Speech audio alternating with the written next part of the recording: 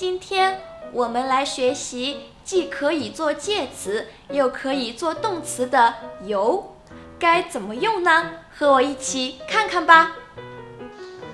阳光，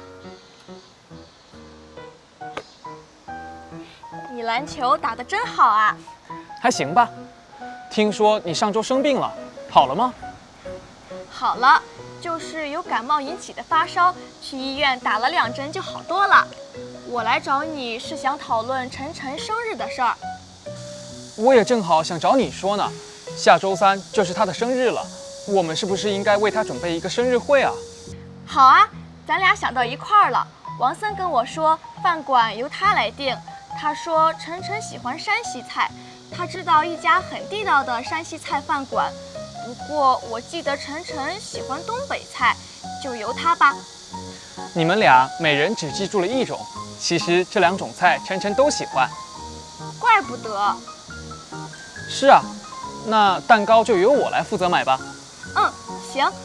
我们还需要布置一下饭店的包间，比如准备一些气球、装饰的花之类，这些就由我来准备吧。可以，我也觉得你最合适。好的。介词由放在名词前，用来引出动作的施事者，比如王森跟我说饭馆由他来定。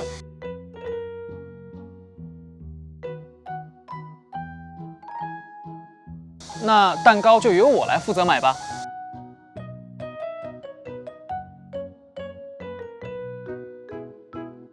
介词由还表示动作的方式、原因或者来源，比如就是有感冒引起的发烧。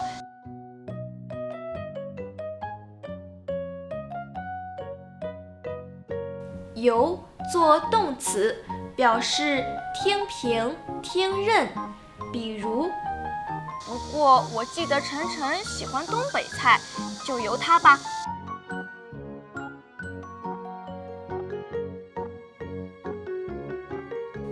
你学会了吗？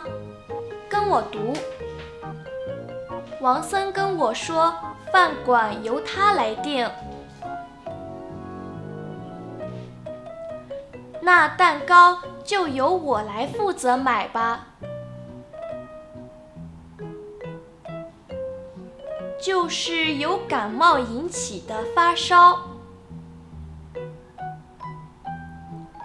我们就由他吧。那我们下周3几点见面？